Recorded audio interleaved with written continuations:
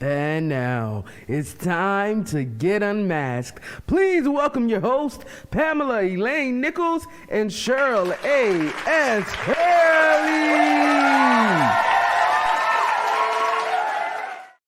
Yes, welcome to Unmasked Real Talk Live. Yes. This is the place where Pam and I get real about topics not often discussed openly. We are excited, and can you just say what we are excited about today's show? Last week we talked about the importance of starving your distractions and feeding your focus. Well, today we are going to talk about what some consider a taboo topic, which is mothers and selfishness, but with a twist. This topic supports our goal to help you feel better, look better, and live better. Today's raffle is something to help you practice selfishness with a twist. It's a t-shirt that says, "This is my self-care day." And we love it. I wish I could win it. The winner needs to tell us their preferred color and size, and we will make sure we ship it to you. We want to say thank you to all of our participants in last week's challenge. The names of those who participated in the challenge will be into today's raffle, as well as those who are in attendance with us. This week's challenge will be dropped in our private Facebook group. Be sure to post your comments to the challenge by Monday, January 30th, the day before we go live on this show. Pam, let's get ready to rock this topic. Okay, let's rock this topic. I'm gonna tell you up front, everyone. This actually is a difficult topic for me because I've had a lot of shame around it and a lot of guilt around it, but I'm gonna be really open and vulnerable today with y'all. So I hope that's okay. So the quote, "Love your neighbor the way you love yourself," is the age-old scripture. When you look around the world, though, what seems to be low in relationships between and among people is love. Mm-hmm. Higher than 50% of marriages end in divorce now. Childhood trauma at the hands of adults is rising. Depression among women is increasing. Love, that term we toss around and overuse, is not that romantic feeling we get or that caring feeling we hold for someone. Love is a choice. It is defined as always choosing the higher good.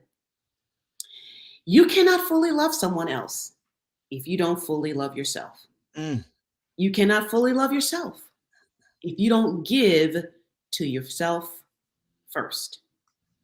Mothers who do not give to themselves first, but instead put themselves last and everyone else first, have higher rates of stress, depression, fatigue, disengagement from their children, aka kids get on their last nerves quite often. They have suppressed goals and dissatisfaction with life or a low quality of life. On the other hand, mothers who give to themselves first so that they can generously give to others are happier, hopeful, more resilient, more self-confident, healthier, and easier to be around than mothers who put everyone else first. Selfish moms are the happiest moms because they practice what I call selfish generosity. They give to themselves first so they can generously give to others. It's a win-win, and it is the ultimate expression of love. Selfish generosity moms deeply love themselves, which enables them to love their neighbor, child, spouse, partner, parents, friends, coworkers, even enemies by the same measure. Now, how do I know this? Because I was that mom who played the selfless role for years and years and years, thinking selflessness was next to godliness. I wanted God to be proud of me. I wanted other mothers to applaud my selflessness. I wanted my spouse to appreciate all my sacrifices. And I wanted my children to think I was the best mommy in the whole wide world. The result? Jesus never called me to put myself on the back burner, because that's not what Jesus ever did himself. Jesus took care of himself first so that he could do his Father's work with vigor and focus and power. I hear a little feedback, so I'm just wondering if I should stop. My Bruce, okay. Keep going. You're good. Thank you. Other mothers thought I was Superwoman. So instead of applauding me, yay, you can, they wondered who I thought I was and worried I would upstage them. My spouse, instead of appreciating my sacrifice, I love you so much, instead demanded that I give more because he believed I wasn't given enough already. Some of my children, not all, called me an abnormal mother, and sometimes even worse names that are not appropriate to repeat on UnMasked Real Talk Live. I kid you not. My God. And the worst of all these, after years and years and years of putting everyone's needs first and my own on the back burner, I had a breakdown on my bathroom floor in front of my 4 young children. So the rewards of selflessness were not worth the unhappiness, mental strain, stress, and divorce. Guess what started to happen the day I discovered selfish generosity as the win-win solution to putting myself last and others first? Unhappiness turned into happiness. Unhealthy behavior turned into healthy choices. Self-criticism turned into self-respect. And selflessness turned into self-love. I wrote books, appeared on national television, became a speaker, conducted workshops, built a business, and let go of relationships that no longer served my highest good. So, Cheryl, before we go to the unmasked question, I just want to pause and see if there's anything you want to share or anything that comes up for you based on this opening statement, plural, of what selfish moms, how selfish moms are the happiest moms. There too, Pam, as always, I just applaud you for your transparency, because it's your transparency that when I think about the lengthy relationship that you and I have had, the sisterhood as well as the business acquaintances, that you always walk in transparency, and that is so empowering. As I listen to you, and I'm sure that there are other moms that are out there watching as well, I'm going to use an I statement because you asked me the question. I can identify with what you said. And I can identify with the impact that it had on my life in so many different areas because of putting everybody else first and putting myself last. And it was, I will tell you, it was several years ago when you did that happiness journey that started a transformation in my life, because it was an awareness that, Cheryl, you're frustrated. Sometimes you feel overwhelmed, and sometimes you're just going through stuff and you're trying to figure out why. It's because of just what you said, putting everybody else's stuff before mine. And remember, probably maybe 20 years ago, 15 years ago, my sister girl asked me, Cheryl, I just got a question for you. Do you have any problems? Yeah. And I said, of course. She said, well, you don't look like it. And one of the things that I will add to what you shared is that we also do what we coin is mask. We mask it and we go around looking like we're happier than all get out, and we're really miserable. But that happiness journey was a shifting for me. And when you had us go through singing the happy song and looking in the mirror, it was at that point that I recognized that I had allowed myself to be robbed of my happiness. And that was the start of my getting it back. But it was a journey because I had did it for so long. It was a journey getting back on that path. And this conversation, selfish moms are the happiest mom. I'm going to tell you, believe it. And it's just so powerful. It's just so powerful. Yeah. You said something that just occurred to me. It's like, we aren't even aware that we are unhappy. We are so in the moment, trying to take care of everything, doing what we got to do. We don't even know that there might be an alternative. Yes. There may be another way to this. All we're seeing are the symptoms of stress and fatigue, like you were saying, overwhelm, unhappiness, sick. And we're just like, it is. I guess that's just the way it is. When no, it does not have to be that way. And on many levels, Cheryl, I am so glad Yes. I had that breakdown. Yes. Because it was such a wake up call for me. Yeah. I remember saying, oh my goodness, if I don't find some solution, those poor little people are going to be such a wreck. And it's not like one little person I had 4. 4 kids that were watching their mother self-destruct. And what legacy am I going to leave for them if I keep putting everybody first and me last? Guess what they're going to do? The same thing, and then have their own struggles. It just wasn't okay. Yeah. And I love the way you put that, because that aha about there is another way. There is another way. And to have found that is really a gift. Yeah. And the thing about it is that, oftentimes when you talk about that comfort level, it's like it becomes a norm for some. It becomes a new norm. Like, oh, this is the way life is supposed to be. And even in this season of our lives, and we're coming to appreciate it. But even today, when we have conversations with individuals, whether it be group settings or one-on-ones, there are so many women who are moms. Let me be very specific. Moms who put everybody before themselves, and they walk around miserable, frustrated, and unhappy. Yeah. And you know what? I'm gonna go a little further. Go on.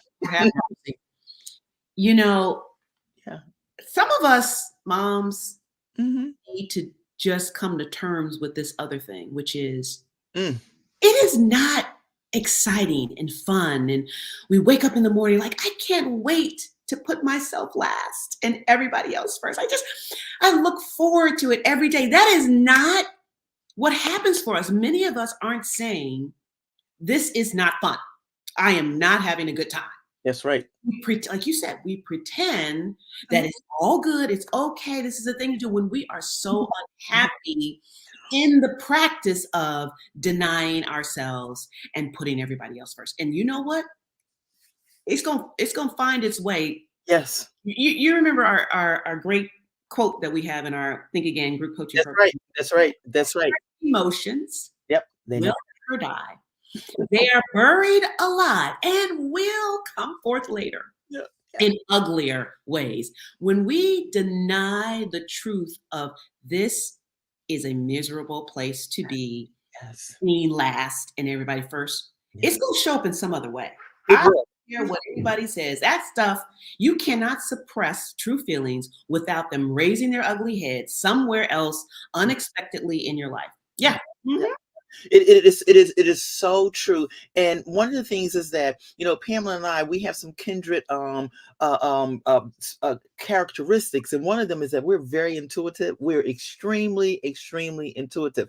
I cannot tell you, because she said we've experienced what it feels like to put yourself on the back burner, and we know what it looked like. I cannot tell you how many women today that we observe, we encounter, and we could say one word that has to do with putting yourself on the back burner, and the tears begin to flow.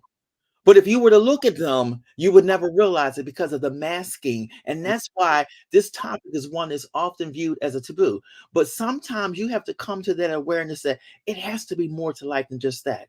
God did not put us on this earth to put ourselves on the back burner and walk around and just be frustrated, to be miserable, be irritable, the whole 9 yards, because we're not taking care of ourselves. And self-care goes beyond getting the hair done, getting the nails done, but doing that feeds your spirit, that feeds your soul, that brings out the best of you, that when people encounter you, they encounter all of you. No pretense, no fake, but the real you.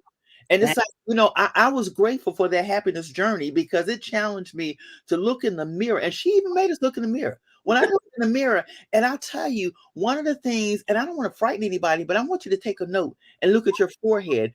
I had the beginning stages of a frown in my forehead. Oh. Because that says to me how many times I probably was unhappy or Mm. miserable about something. Mm. And what happened was like, I got my happy back. And Yeah. it's a journey, but I'm so grateful for that experience to look in the mirror, because I was looking in the mirror and I was like, wow, I'm not liking what I see. Mhm. I Yeah. didn't like what I see. I saw. I didn't. I mean, talk about aging faster than you wanted to age. Go ahead and put yourself last and keep doing that. See what happens, right? It's so true. I'm thinking that I'm looking at the time and I'm wondering if maybe we should jump into the unmasked Yeah. question Yeah. that apart and see what we can come up with. So our unmasked question for today is, how would your life be different if you practiced selfish generosity? How would your life be different if you practice selfish generosity? And you know, Cheryl, I think about this and I think about how my life has been different. Mm-hmm. I've chosen to practice selfish generosity, but I think there's still like there might be different areas where we're good at being first. Mm-hmm. We might be good at being first, taking care of our beauty, our hair, our nails, right, clothes, and so forth and so on. Mm-hmm.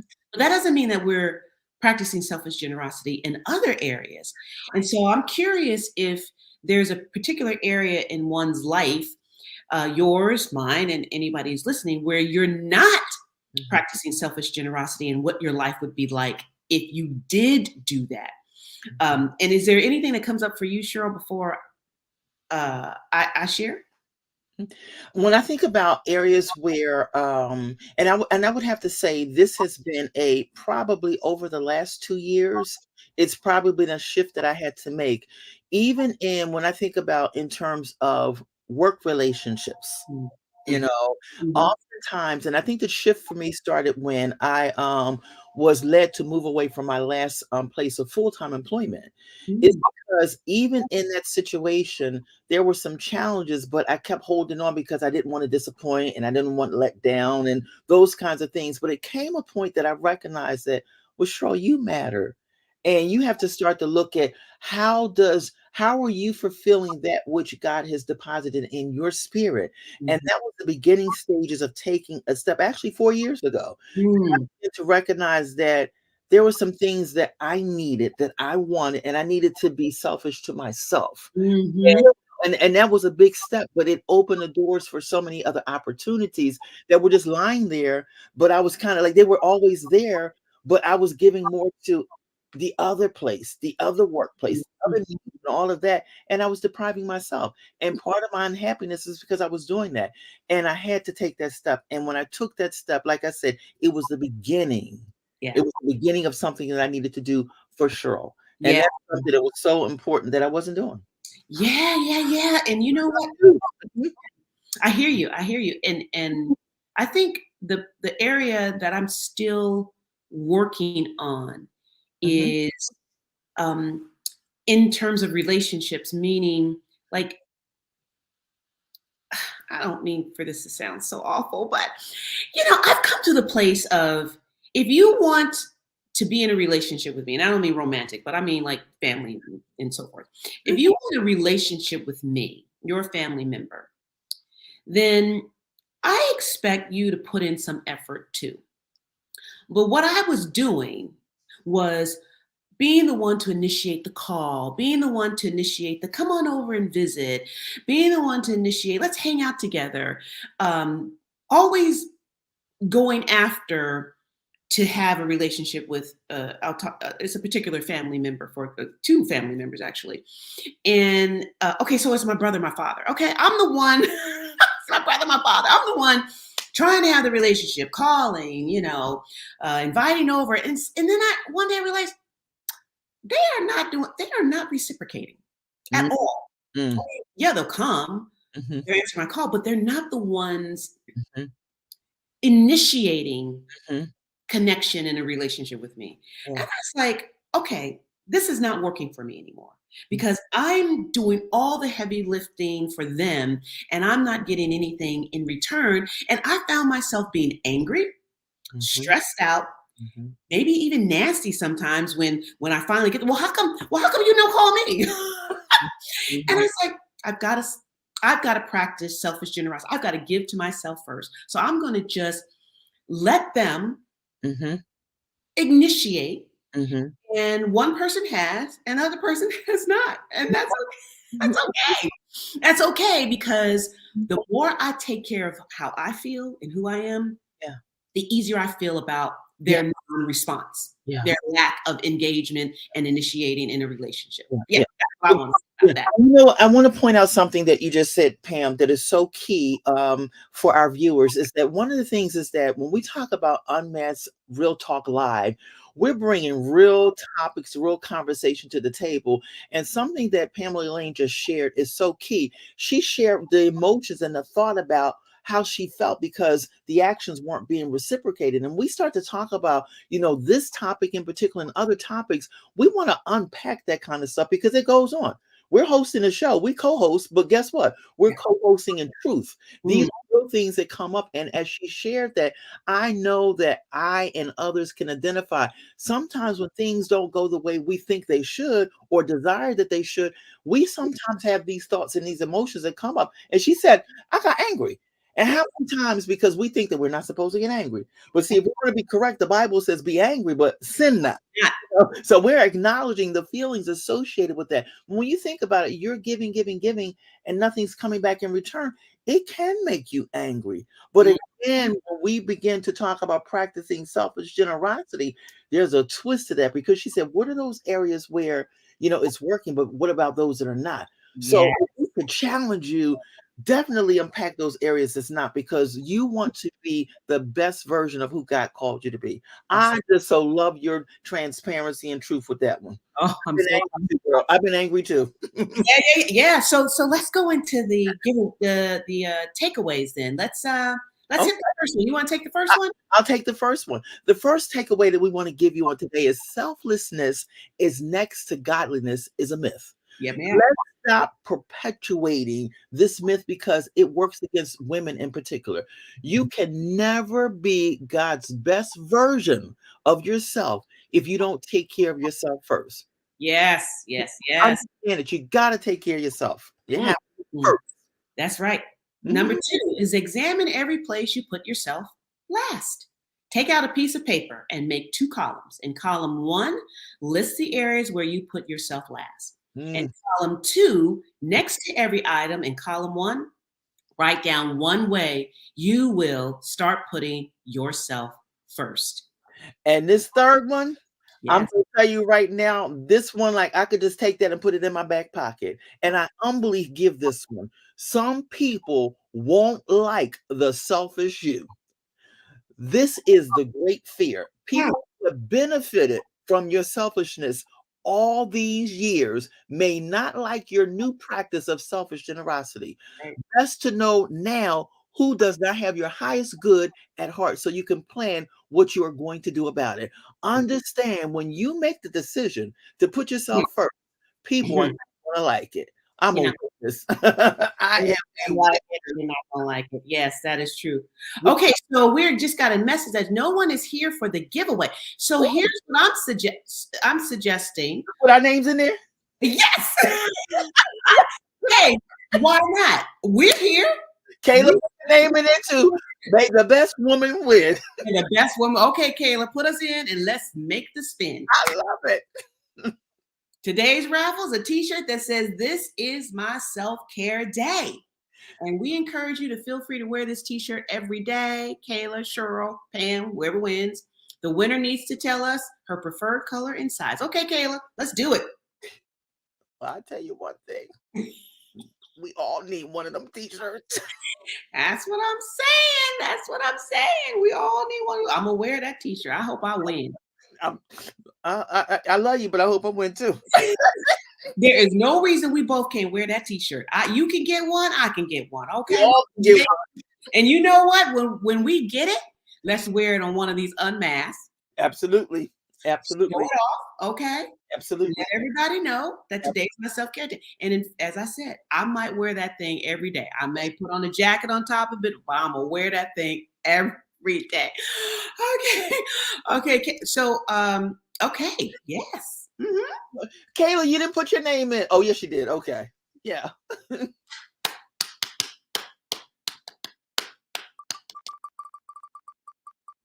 For our music. Oh, yeah. That's all right. That's all right. That's all right.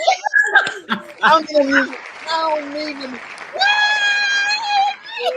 no. Okay. Oh, right. Well, congratulations, Cheryl Hurley. I can pick my color. Okay.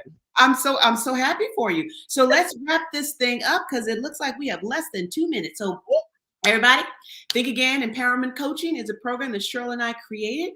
For the last 18 months, we have been helping women transform their thinking from self-criticism to self-love. Yes. Because when you love yourself and you believe in your worth, there is no mountain too high to climb and no valley too low to get out of. We're offering free coaching for 3 sessions. So please join us at the link below. Visit us at executivebeauty.net/sample. Okay, Cheryl, let's say bye-bye to everybody. Right, bye-bye. Thank you. Bye. Woo.